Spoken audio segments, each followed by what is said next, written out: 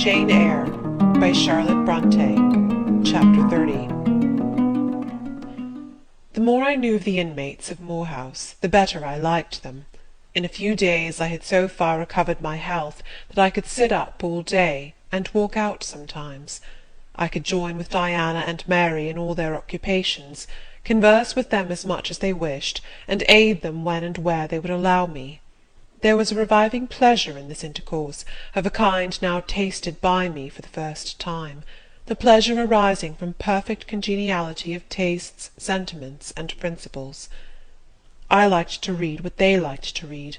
What they enjoyed delighted me. What they approved I reverenced. They loved their sequestered home. I too, in the grey, small, antique structure, with its low roof, its latticed casements, its mouldering walls, its avenue of aged firs, all grown aslant under the stress of mountain winds, its garden dark with yew and holly, and where no flowers but of the hardiest species would bloom, found a charm both potent and permanent. They clung to the purple moors behind and around their dwelling, to the hollow vale into which the pebbly bridle path leading from their gate descended, and which wound between fern banks first, and then among a few of the wildest little pasture fields that ever bordered a wilderness of heath, or gave sustenance to a flock of grey moorland sheep, with their little mossy-faced lambs. They clung to this scene, I say, with a perfect enthusiasm of attachment. I could comprehend the feeling, and share both its strength and truth. I saw the fascination of the locality. I felt the consecration of its loneliness. My eye feasted on the outline of swell and sweep, on the wild colouring communicated to ridge and dell by moss, by heath-bell, by flower-sprinkled turf, by brilliant bracken and mellow granite crag. These details were just to me what they were to them, so many pure and sweet sources of pleasure. The strong blast and the soft breeze, the rough and the halcyon day, the hours of sunrise and sunset, the moonlight and the clouded night, developed for me, in these regions, the same attraction as for them, wound round my faculties the same spell that entranced theirs. Indoors we agreed equally well. They were both more accomplished and better read than I was, but with eagerness I followed in the path of knowledge they had trodden before me. I devoured the books they lent me. Then it was full satisfaction to discuss with them in the evening what I had perused during the day. Thought fitted thought, opinion met opinion. We coincided, in short, perfectly. If in our trio there was a superior and a leader, it was Diana. Physically she far excelled me. She was handsome, she was vigorous. In her animal spirits there was an affluence of life and certainty of flow, such as excited my wonder, while it baffled my comprehension. I could talk a while when the evening commenced, but the first gush of vivacity and fluency gone, I was fain to sit on a stool at Diana's feet, to rest my head on her knee, and listen alternately to her and Mary, while they sounded thoroughly the topic on which I had but touched. Diana offered to teach me German. I liked to learn of her. I saw the part of instructress pleased and suited her. That of scholar pleased and suited me no less. Our natures dovetailed. Mutual affection, of the strongest kind, was the result. They discovered I could draw. Their pencils and colour-boxes were immediately at my service. My skill, greater in this one point than theirs, surprised and charmed them. Mary would sit and watch me by the hour together. Then she would take lessons, and a docile, intelligent, assiduous pupil she made. Thus occupied and mutually entertained, days passed like hours, and weeks like days. As to Mr. St. John, the intimacy which had arisen so naturally and rapidly between me and his sisters did not extend to him. One reason of the distance yet observed between us was, that he was comparatively seldom at home. A large proportion of his time appeared devoted to visiting the sick and poor among the scattered population of his parish. No weather seemed to hinder him in these pastoral excursions. Rain or fair, he would, when his hours of morning study were over, take his hat, and, followed by his father's old pointer, Carlo, go out on his mission of love or duty. I scarcely know in which light he regarded it. Sometimes, when the day was very unfavourable, his sisters would expostulate. He would then say, with a peculiar smile, more solemn than cheerful, and if I let a gust of wind or a sprinkling of rain turn me aside from these easy tasks, what preparation would such sloth be for the future I propose to myself?" Diana and Mary's general answer to this question was a sigh, and some minutes of apparently mournful meditation. But besides his frequent absences, there was another barrier to friendship with him. He seemed of a reserved, an abstracted, and even of a brooding nature. Zealous in his ministerial labours, blameless in his life and habits, he yet did not appear to enjoy that mental serenity, that inward content, which should be the reward of every sincere Christian and practical philanthropist. Often of an evening when he sat at the window, his desk and papers before him, he would cease reading or writing, rest his chin on his hand, and deliver himself up to I know not what course of thought. But that it was perturbed and exciting might be seen in the frequent flash and changeful dilation of his eye. I think, moreover, that nature was not to him that treasury of delight it was to his sisters. He expressed once, and but once, in my hearing, a strong sense of the rugged charm of the hills, and an inborn affection for the dark roof and hoary walls he called his home. But there was more of gloom than pleasure in the tone and words in which the sentiment was manifested, and never did he seem to roam the moors for the sake of their soothing silence, never seek out or dwell upon the thousand peaceful delights they could yield. Incommunicative as he was, some time elapsed before I had an opportunity of gauging his mind. I first got an idea of its calibre when I heard him preach in his own church at Morton. I wish I could describe that sermon, but it is past my power. I cannot even render faithfully the effect it produced on me. It began calm, and indeed, as far as delivery and pitch of voice went, it was calm to the end. An earnestly felt, yet strictly restrained zeal breathed soon in the distinct accents, and prompted the nervous language. This grew to force, compressed, condensed, controlled. The heart was thrilled, the mind astonished, by the power of the preacher. Neither was softened. Throughout there was a strange bitterness, an absence of consolatory gentleness. Stern allusions to Calvinistic doctrines, election, predestination, reprobation, were frequent, and each reference to these points sounded like a sentence pronounced for doom.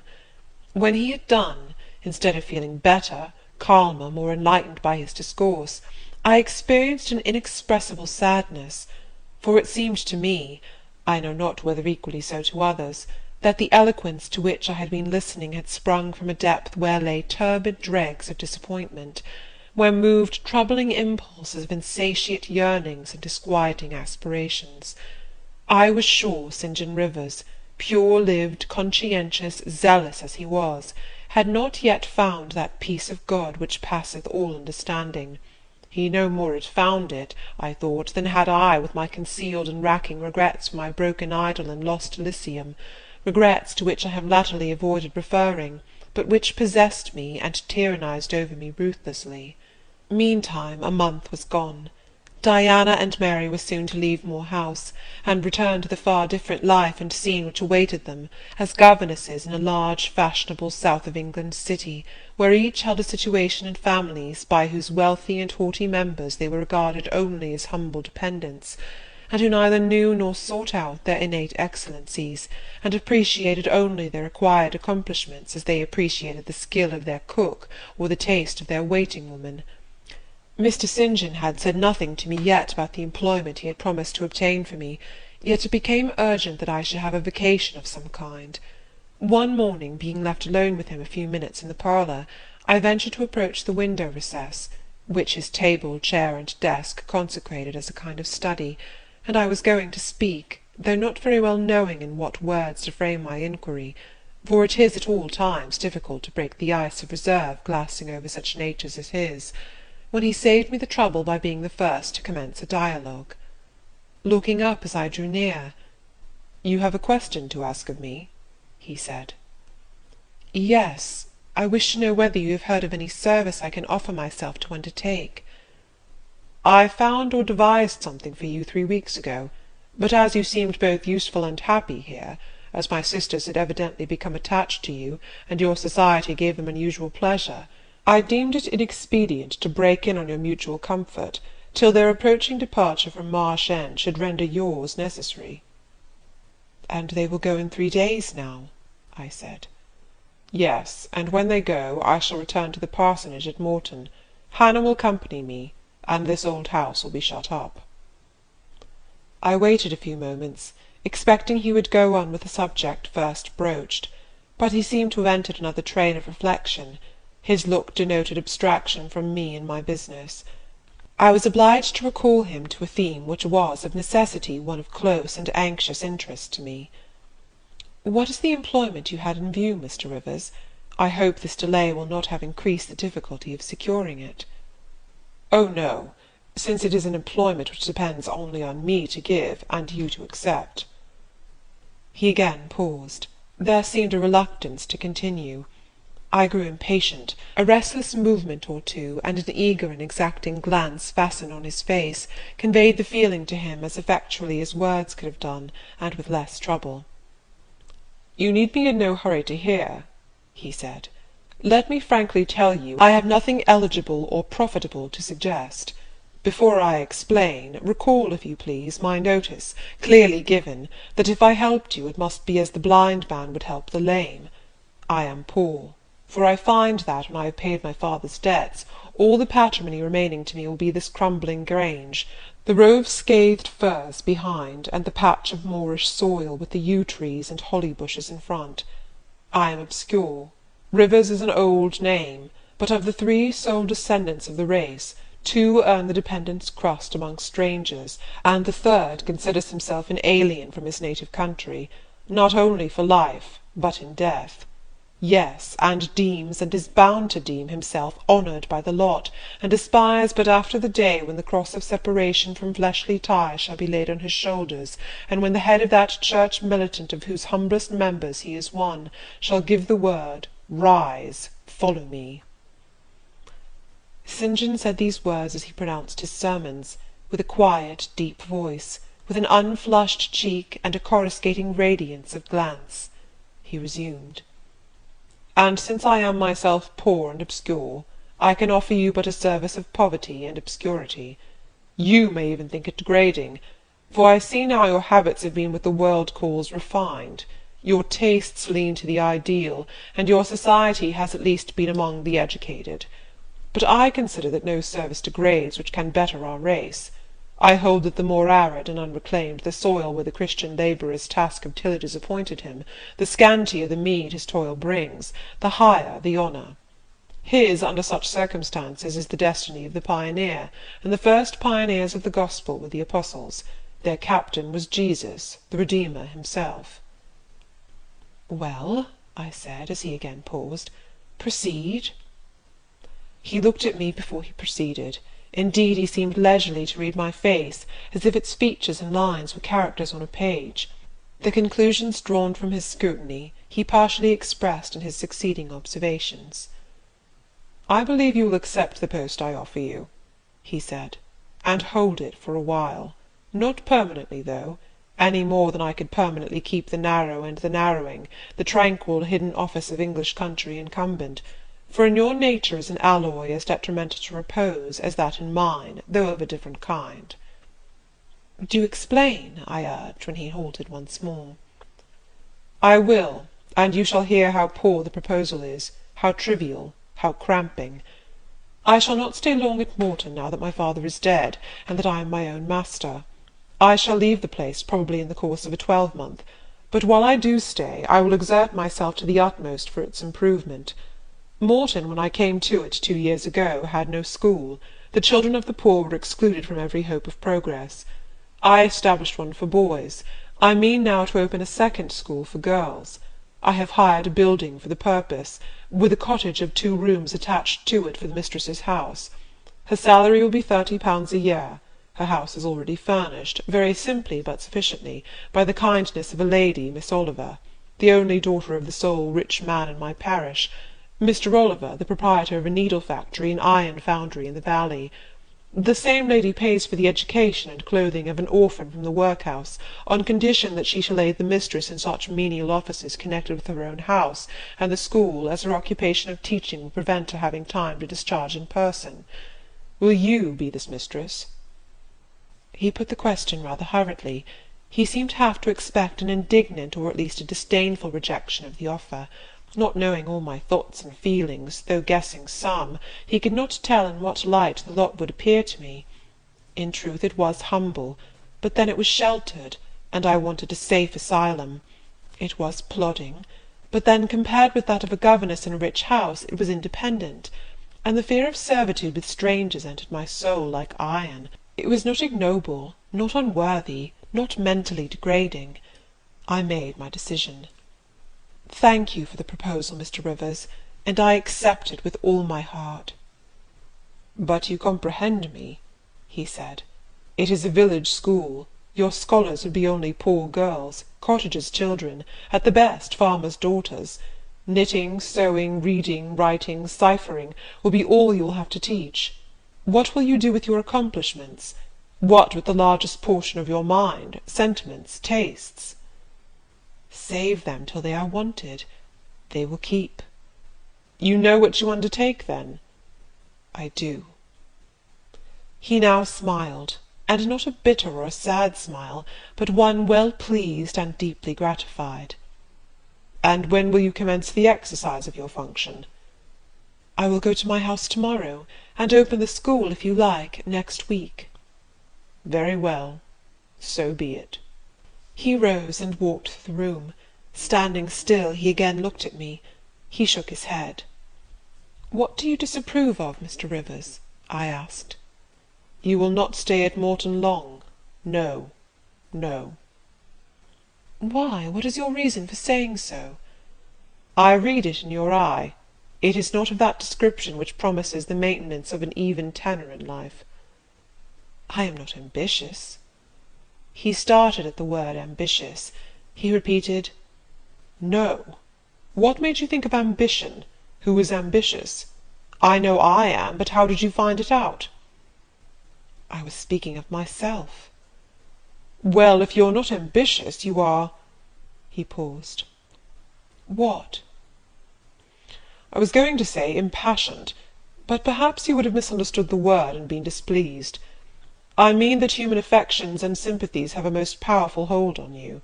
I am sure you cannot long be content to pass your leisure in solitude, and to devote your working hours to a monotonous labour wholly void of stimulus, any more than I can be content, he added with emphasis, to live here buried in morass, pent in with mountains. My nature that God gave me contravened, my faculties heaven bestowed, paralysed, made useless. You hear now how I contradict myself, I who preached contentment with a humble lot, and justified the vocation even of hewers of wood and drawers of water in God's service. I, his ordained minister, almost rave in my restlessness. Well, propensities and principles must be reconciled by some means. He left the room.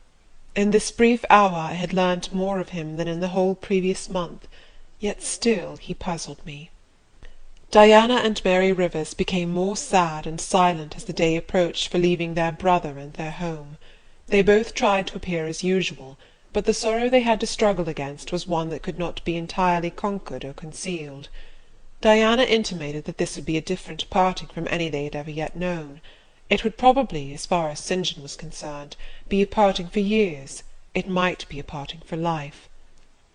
He will sacrifice all to his long-framed resolves, she said. Natural affection and feelings more potent still. St. John looks quiet, Jane, but he hides a fever in his vitals. You would think him gentle, yet in some things he is inexorable as death, and the worst of it is, my conscience will hardly permit me to dissuade him from his severe decision. Certainly I cannot for a moment blame him for it. It is right, Christian, noble. It breaks my heart. And the tears gushed to her fine eyes. Mary bent her head low over her work. We are now without father. We shall soon be without home and brother, she murmured. At that moment a little accident supervened, which seemed decreed by fate purposely to prove the truth of the adage that misfortunes never come singly, and to add to their distresses the vexing one of the slip between the cup and lip. St. John passed the window reading a letter. He entered. Our Uncle John is dead, said he. Both the sisters seemed struck, not shocked or appalled. The tidings appeared in their eyes rather momentous than afflicting. "Dead?" repeated Diana. "Yes." She riveted a searching gaze on her brother's face. "And what then?" she demanded in a low voice. "What then, Di?" he replied, maintaining a marble immobility of feature. "What then? Why, nothing. Read." He threw the letter into her lap. She glanced over it and handed it to Mary. Mary perused it in silence and returned it to her brother. All three looked at each other, and all three smiled, a dreary, pensive smile enough. "Amen, we can yet live," said Diana at last. "At any rate it makes us no worse off than we were before," remarked Mary. "Only it forces rather strongly on the mind the picture of what might have been," said Mr. Rivers, "and contrasts it somewhat too vividly with what is." He folded the letter, locked it in his desk, and again went out. For some minutes no one spoke. Diana then turned to me. "Jane, you will wonder at us and our mysteries," she said, "and think us hard-hearted beings not to be more moved at the death of so near a relation as an uncle, but we had never seen him or known him. He was my mother's brother. My father and he quarrelled long ago. It was by his advice that my father risked most of his property in the speculation that ruined him. Mutual recrimination passed between them. They parted in anger and were never reconciled. My uncle engaged afterwards in more prosperous undertakings. It appears he realized a fortune of £20,000. He was never married, and had no near kindred but ourselves and one other person, not more closely related than we. My father always cherished the idea that he would atone for his error by leaving his possessions to us. That letter informs us that he has bequeathed every penny to the other relation, with the exception of 30 guineas, to be divided between St. John, Diana, and Mary Rivers for the purchase of 3 mourning rings. He had a right, of course, to do as he pleased, and yet a momentary damp is cast on the spirits by the receipt of such news. Mary and I would have esteemed ourselves rich with £1,000 each, and to St. John such a sum would have been valuable, for the good it would have enabled him to do. This explanation given, the subject was dropped, and no further reference made to it by either Mr. Rivers or his sisters. The next day I left Marsh End for Morton. The day after, Diana and Mary quitted it for distant B. In a week Mr. Rivers and Hannah repaired to the parsonage, and so the old Grange was abandoned.